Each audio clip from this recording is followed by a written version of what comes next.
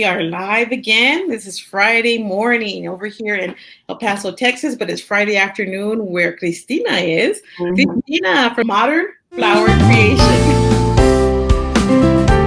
Give her some hearts, give her some love, let her know that we're so happy she's here. So hi everyone, I'm so excited to be here. I'm in Minnesota. My home is here in Minnesota, but I was born in Peru. Right now the weather is about 30 degrees, I think. At least this morning it was 30 degrees. It's snowing. We just got a lot of snow a couple of days ago, and then it started to snow earlier today, but I don't think it's sticking. At least I hope not. But yeah, I'm so excited to be here with Naomi. And thank you so much, Naomi, for inviting me. Thank you for saying yes. Thank you for saying yes. I'm sure, because I got a lot of, like, most of the people I interview, almost everybody I interview, when I had Cristina there and I said, well, Modern Flower Creation, everybody's like, oh my goodness, I love her. I'm getting all these DMs and I'm getting all these messages. So everybody's excited for you to be here as well. Oh, that's so sweet. I'm excited to be here. Yay. Nervous. Tell us all about Modern Flower Creation, because your flowers are like golds. Those things are amazing. I look on your page and I'm like, I mean, paper for me is like to write on. But you've taken paper flower creations to a different level. How did you discover that was your gift? How long have you been doing this? Just tell us everything. So, okay, my youngest is 4. She turned 4 in September. So I started, I think, in the summer of, when she was turning 1, about 3 years ago. And my mom actually was the one that first introduced me to paper flowers. And it was all because of, I don't know if you know V, Forever Petals by V. Yes. So she's the one that basically, like, my mom showed me her videos and just her charisma, her personality. But the way she was making her paper flowers, I fell in love with it right away. I didn't even know that was a thing. I've always been into crafting, but not paper flowers at all. So my mom showed it to me because we wanted to make a backdrop for my 1-year-old for her birthday, for her first birthday. And we just, started with watching her videos, and then I wanted to get into that just as a hobby, because I was working full time at the time.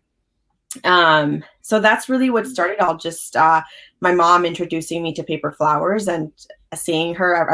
I would go home every Sunday and I would see her making paper flowers in the living room. And she would make these just beautiful, and she still does, these beautiful paper roses. And I really wanted to be a part of that as well. So that's how it all started. And so did you craft with your mom as a young girl? Did you guys do other crafting before the paper flowers came about? Before paper flowers, so I think the first person that introduced me to, like, just crafting, I think, was my mom, but also my grandma, who's now passed away. But my grandma on my mom's side, she started with making, when she would come visit here from Peru, she would make these crochet, like, I don't know what they're called, but they're just like round things, or like, she would make them for our tables. Or like little doilies thingies. Yeah. She would make those. And I still have one that I made with her together, and it's different colors. It's kind of funky, but that's the one that she taught me, and it's at my parents' house. But she started teaching me how to crochet, and I think that's when it started. And then my mom, we would do scrapbooking, but it was a different type of scrapbooking. And it's not like your typical where, you're cutting little pieces of paper and you're like just making it, like, I don't know how to explain it, but it was all digital. You remember when you go to the, like, Best Buy and you'd see these scrapbooking DVDs and you'd insert it in your computer and all the template. Okay, so that's what I was into. I still have some of those. I was thinking, I'm like, why do I still have this CD?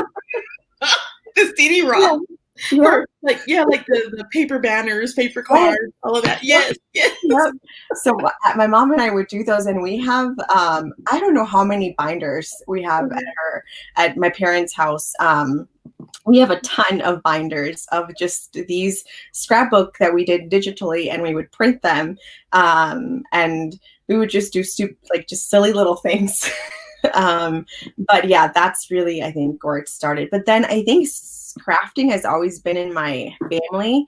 On my dad's side, my grandpa had a shoemaking business. So my grandpa would make shoes. My dad knows how to make shoes. So I think my family is just very, very crafty. Yeah, hands-on, making Very things. hands-on. Yep. That's amazing. That's really cool. I love hearing those backstories because they give us more insight into, why we're like we are, like why we create things, why we do things. It's rarely just out of the air, it's usually some kind of background story. Yep. Yes.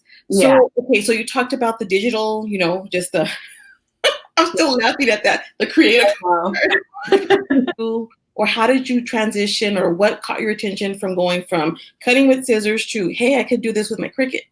Yeah. I learned about the Cricut when I was living in Illinois. I had a coworker in the school that I was working with, and she had I think her Explorer Air 2, or I don't know if it was her Maker at that point. I don't remember, but it was a Cricut machine. And she talked about it, and she said, she would tell me the things that this machine would do, and I've never heard of that, like never ever heard of that. And I was really into it. And then once I moved back to Minnesota, I looked into it, and I was like, well, I really want this machine. But then I saw the price tag, and it's like, it's really expensive, because the Maker is like, what, $400? Yeah. So I kept looking on Facebook Marketplace like every single day to find one that I could afford. And I found one for like $100. This guy was selling a Cricut Maker new. No way. I don't think he knew what it was. There we go. Yeah. I don't think he knew what it was. And he just wanted to get rid of it. I met him outside of the Best Buy corporate in the parking lot, and I got my first Cricut Maker. Did you feel like you had gotten away with something? Like, were you like trying to run fast before he realized what he? Yeah. Yeah. I was like, I don't know if he realized. I put it fast in my car and I drove off, because I'm like, he has to realize that this machine is worth a lot of money. Like, it's not a cheap machine. But I was so happy that I got it for $100, and it was new. And, yeah. See, that was meant for you. That was your machine. It was waiting for you. Yeah. See, yesterday I was at a jump rope, in a jump rope conference, and one of the speakers talked about having a zero budget. Yeah. Stuff, even when you're in a $0 budget. I mean, and look at, there you go. $400 price tag, you got it for $100. So things will work out. Things work out all the time. I used to be very obsessed with Facebook Marketplace, because people sometimes will sell these machines and they don't realize how expensive they are. So you guys, audience, and tell your friends, check out Facebook Marketplace. My husband's hangout is at pawn shops. He's gotten me crazy deals at pawn shops on Cricut, on scissors, all kinds of stuff. So that's awesome. Yes, you guys, you gotta make sure you hang out, find those deals. So how did you go from you're making these, you like it, you got your $400 Cricut for $100, to just this explosion where you have, people, you're known for your modern flowers.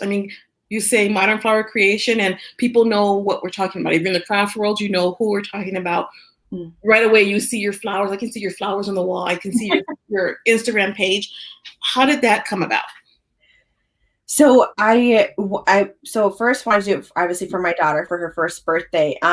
But then I was working full time as a case manager, permanent supportive housing case manager, working with low income, the low income population and homelessness.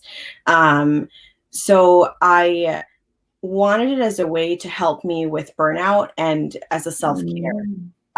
So that's why I started doing them. And it was a good thing for me because it helped me out a lot. When I would come home from work, I would have sometimes like super long days at work, pulling in, I don't know, sometimes 10 hours and over. And I would just be so just tired and mentally drained. And I wanted something that was for me that just kind of took me out of all of that. And just wanted to be present for my girls. but also for myself as well. Just wanted to take care of myself. Mhm. And that's when I started to like just create different things with paper, and kind of study the different styles of paper. Like we have there's pound in paper that I Yeah. didn't know until I started with all Mhm. of this. There's white core versus solid core. Like I didn't know any of this before Yeah. starting until I really got into it, and I wanted to know exactly what paper, like what style, what type of paper. Like there's GSM and LB, like just so many. So I just started creating. I would start with watching YouTube videos on how like to do certain things, but then I would just start by making it my own, or like make my own templates. I would look at real flowers. I started really hard with buying flowers from my local grocery store and bringing them and like taking them apart and then drawing Mhm. petals out of them to see if I could recreate it. But before that, I just focused heavily on YouTube, watching YouTube videos, trying to see if I can learn it. And I loved the large paper flowers; they're so beautiful.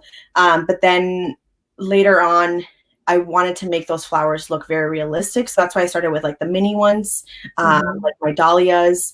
Um, I really wanted them to look as close, if not the same, because it'll never be the same, but as close as realistic to like the real paper, to the real flowers.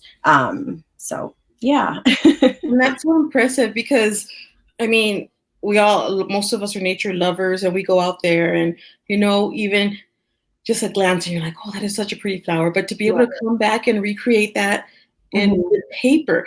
And I know that's not easy because I took an SVG class and one of our assignments was to draw, to make a paper flower, make our own petals. I was like, no, I can't, and I couldn't do the curves and Yeah. I that's why I'm so intrigued and I'm so drawn into what you do because to me it's just amazing that you can take that and just recreate it, you know. Yeah, and I go through so many drafts. I mean, I just released my marigold 2 days ago, and Mhm. before getting to that final part where I felt happy with it, I had to do so many other ones, to like, again, because I can be a bit of a perfectionist with my own work, Mhm.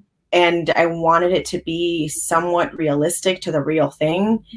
It takes me a lot to get Yeah. there, so it's trial and error. So does it ever get stressful for you? Do you ever feel like, and what do you do when you do feel stressed out by doing, because you love this so much? Mhm. You don't want that going out here. I do. I step away from it. I've learned to step if I'm like really, really overwhelmed, I just take a break, get Mhm. some tea. My household has gotten really heavily into tea, so drinking tea helps. I watch Friends. I love Friends. Who's Or your French character? Who are you? I I get told that I'm a Monica. Oh, I think a lot of us creators are, with the perfectionism and everything. I think so. I get told that I'm a Monica. I definitely can't be a Phoebe. I love her personality. She's very quirky. Yeah. I don't think I'm her. Yeah.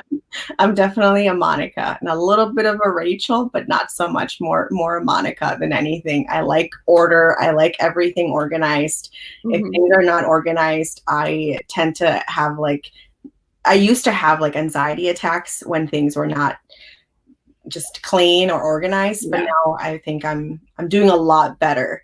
But definitely a Monica. Which one are you? I'm I'm more of Monica as well. Monica I as well. mean, between those characters, Mhm. Yeah. I'd probably be Monica because it Yeah. is. And my kids know me for that. My husband know me for the, Yeah. like, oh, put it away, mom's up, put it away. Where does it go? So I like that you do step away, you drink your tea. What's your Mhm. favorite kind of tea right now? Oolong. I've never heard of what. Okay, so what's in there? I have no idea. I just know it's called oolong. I don't know what I'm drinking. I just like tell us how we can support you because I mean, as a creator, as a content creator, as an artist, we don't always put our, and like you said, you're kind of like keep it here. We don't always put ourselves way out there. Mhm. And we give away a lot of information. We give a lot of things, a lot of knowledge. We give away free files, things like that. So Mhm. how can we support you? I think it's so, yeah, as a content creator, small business, you know, when we share our stuff out there, when we post our stuff, liking it, commenting, sending it to your friends that you think might like it as well. You know, give it a try. If you do try it, take some pictures and tag us in pictures. And that's all free. You don't have to, you know, buy our stuff. I think Mm-hmm. that's the most valuable, is just letting people know, other people know, that we are there. Yeah, Stuff, sometimes our posts don't get to everyone. So yeah, anytime you see our stuff, just like it if you want. Turn on notifications so that way you know when we post. Yeah, any of those little things, they help out a lot. great. If anybody has any questions, drop them in the comments. Cristina is part of our group, so she has access to come in and see this video at any time. She'll be able to answer any questions you have. Tag her. Go check out her Instagram page. Go check out her blog. She's got her links in her bio. Go check out her blog and tell us about the things that you sell. Tell us about other things that you do besides flowers.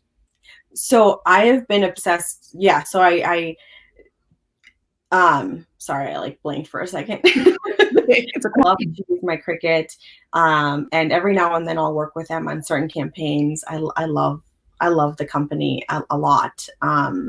Yeah, I love them a lot.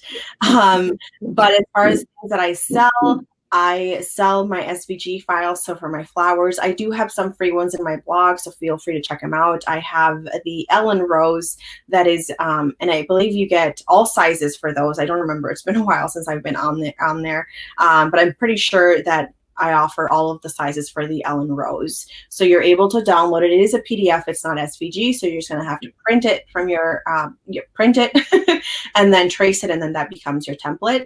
I also have like 6-sided bases in my freebie section of my blog. And that's for, those are the ones that are just beginning to make paper flowers. Sometimes you need like a guide to know where you're putting your flowers. So that's a 6-sided base. Soon I'll have an 8-sided base for you that I'll have there on the freebie section as well. But yeah, I sell paper flowers that FSVG, PDF, PNG, but PNG and SVG kind of go very similar.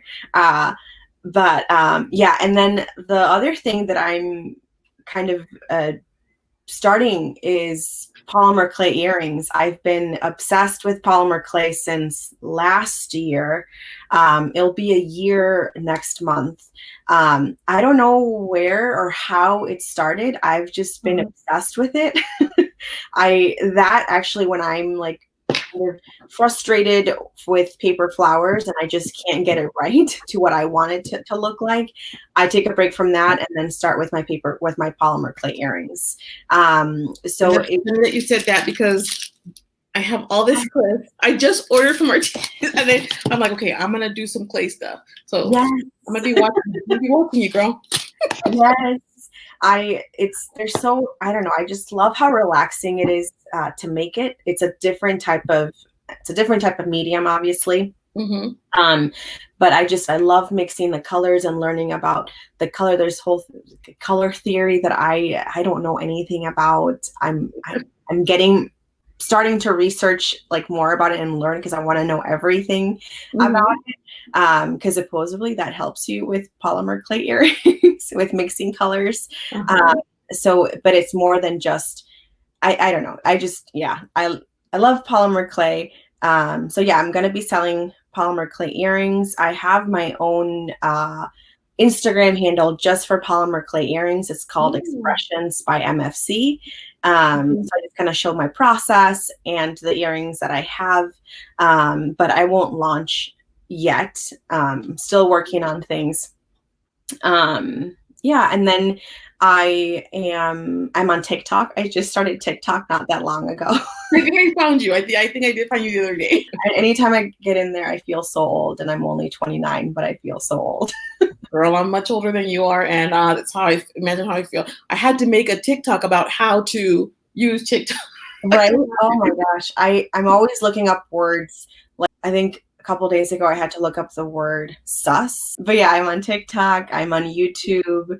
I'm starting to do videos in Spanish.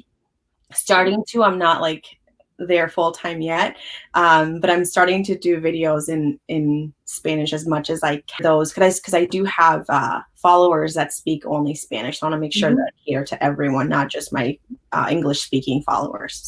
Ruth wants to know, what's the best paper thickness for paper flowers?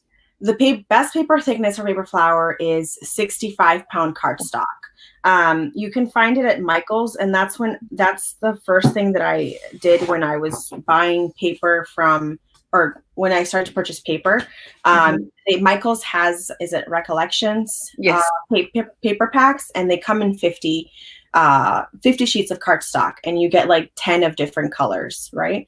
And they have many different packs, like the one my favorite is pink buttons. All shades of green, all shades of pink. All shades of pink. But yeah, that one's 65-pound cardstock, and majority of the packs there are all those packs are 65-pound. One thing to make sure when you're buying cardstock is making sure if it's a solid core or if it has a white core. So with the cardstock, you can see like this one, for example, is solid core because the color dye is everywhere. There's no like white in the middle, in the center of the two layers of the paper, then that would make it white core. Hobby Lobby has also their paper packs, and I haven't opened this one, but it's by Paper Studio, and they were actually $3. They were on sale this past week. But the problem with that is that it's white core. So when you're making paper flowers, I think for a lot of us paper florists, we prefer the solid core, the same color all around your cardstock, rather than having that white in the middle. I'm struggling with opening, but you can kind of see the white. And then it shows through when you do your creases, huh? Your folds. Exactly. Yeah, it shows the outside of the layer or the outside of the petal. You'll see the white around it. So, I mean, you can always give it a try and see, but I think most paper flowers prefer to use the solid core cardstock for sure. And 65. I think once you get to I've worked with 80-pound cardstock with making a paper rose, and that's fine. But once you get to 90, that can be a little bit challenging. So the higher you move, the paper is thicker. So it just depends on, what you can work with, and also if you want your paper to have creases, because the higher the cardstock is, so let's say 100-pound cardstock, and you're trying to curl the petals, you're most likely going to end up with some creases on your paper petals. So yeah. So general rule is 65-pound. I would say 65 to 80. But it kind of depends. Each paper flowers has their own preference. I've worked with 80-pound. I think, 80-pound. I don't think I've ever made a paper flower that's 100-pound. I think that would be very difficult. Yeah. But I'm not saying it's impossible. I'm sure it is, but it might be difficult to do that with curling and stuff. Get it. Got it. Cristina, do you have anything else you want to let us know before we go? Thank you so much for having me here. I really appreciate it. No, thank you for coming. I enjoyed this conversation very much, and I'm sure our audience did too. Everybody have a good day. Have a good weekend. We will see you soon. Cristina, thanks again. Bye, everyone.